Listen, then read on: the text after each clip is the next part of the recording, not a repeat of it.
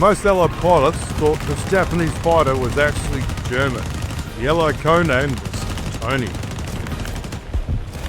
Because the Ki-61 Otsu Kai didn't fly like other Japanese airplanes.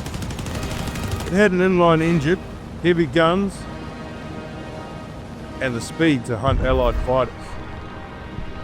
But in War Thunder, does the Ki-61 Otsu Kai still dominate the skies?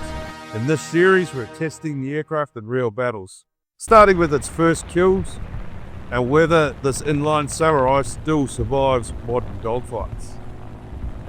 So we'll go through a bit of history, this being part one of a three-part series. During World War II, most Japanese fighters like the Mitsubishi HXM-0 used lightweight radial engines designed for agility at long range. But in 1941, Japan introduced something very different, Ki-61 Hien, or Ki-61 Otsu Kai, known to Allied pilots as Tony. What made the Ki-61 unusual was its inline liquid-cooled engine, the Kawasaki HA40, which is actually a licensed version of the German Daimler-Benz 601 engine. This engine gave the aircraft a long, narrow nose and performance characteristics that looked far more like European fighters than typical Japanese designs. Because of this, many Allied pilots initially believed they were fighting a German aircraft over the Pacific.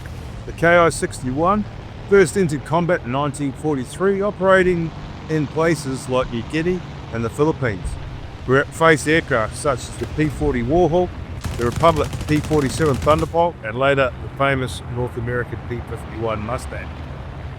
Unlike the extremely maneuverable but lightly armed Zero, the Ki-61 focused on speed, dive, performance, and heavier armament, making it more suited to intercepting bombers and fighting high-performance Allied fighters. One of the most notable variants was the Ki-61 Otsu, which improved its firepower by replacing the marginal machine guns with 20mm cannons, giving the aircraft much greater hitting power in air combat. However, the aircraft had one major weakness, its engine. Japan struggled to produce and maintain the complex liquid-cooled HA40 engine, especially later in the war when resources became scarce. Many aircraft were grounded simply due to engine shortages. Despite these challenges, the Ki-61 proved to be one of Japan's most capable and modern fighters of the war, combining European engineering influence with the Japanese fighter design.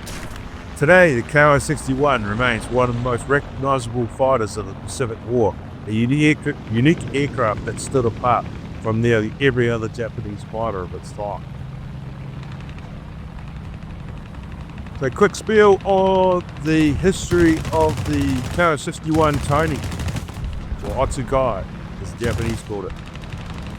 Heavy hitting? Yes. 20mm cannons. Low velocity. So oftentimes, as you've probably seen, the rounds drop below the aircraft.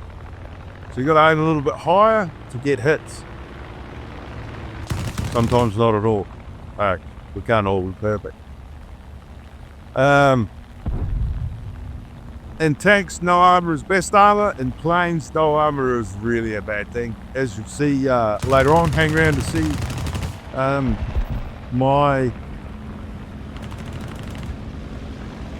rendition of no armor is shit armor when it comes to planes.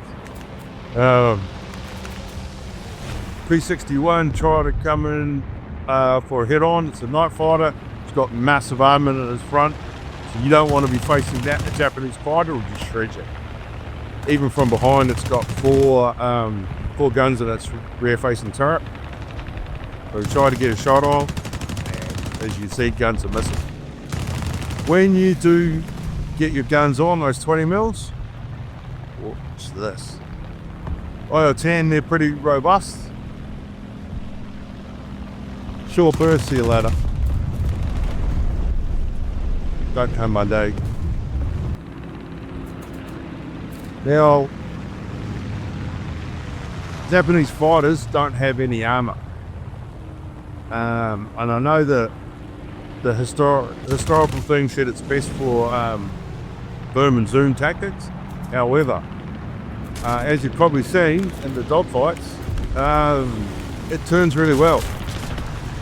Unless you get picked on a 4v1, 5v1.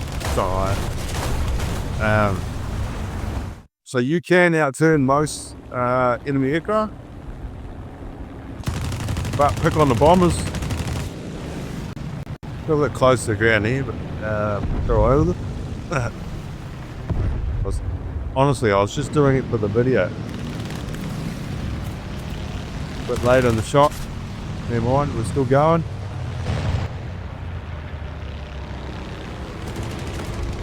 Got a hit on him.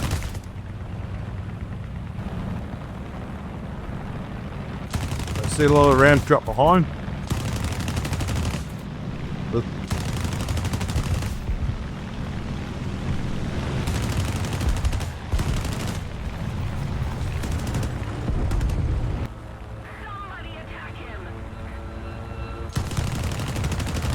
When you get your guns on, it just smokes. And here we go, team.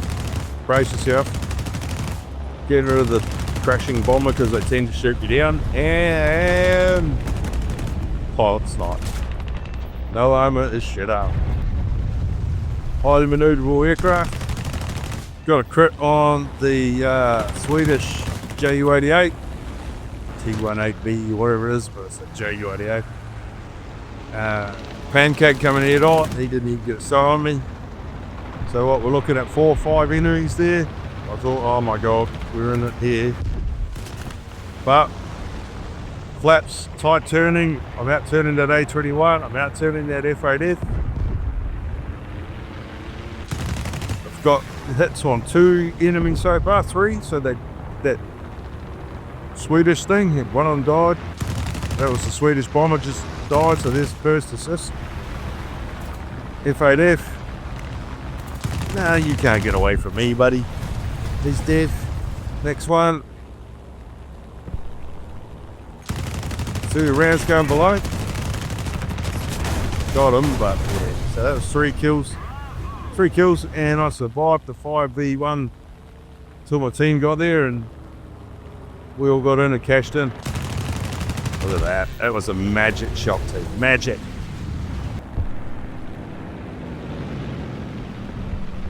Bit of boom and zoom. Coming in hot on this guy. Got a bit of compressor. Couldn't get on him. Straight up. If you look behind me, coming up now.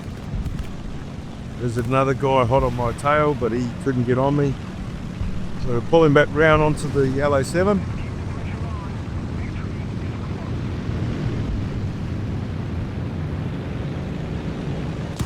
Got a crap, took his wing off, he's toast. We're looking on to the next plane. Keeping it in that turn, and the old Russian fighters can't keep up with you. So I'm now catching that LA7. He went from being the hunter to the hunted. Put my flaps on, bit more extra turn, more friends coming in.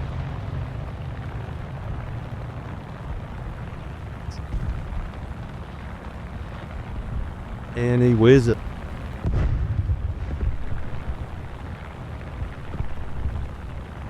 Remember, team, if you got this far, like and subscribe. It really does help grow the channel. Even comment.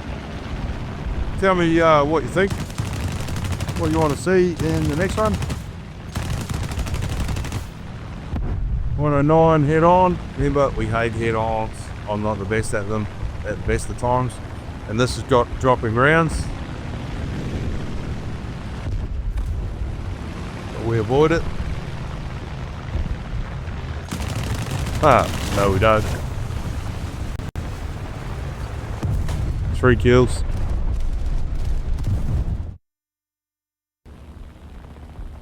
And I'll leave you with the SU8 checks.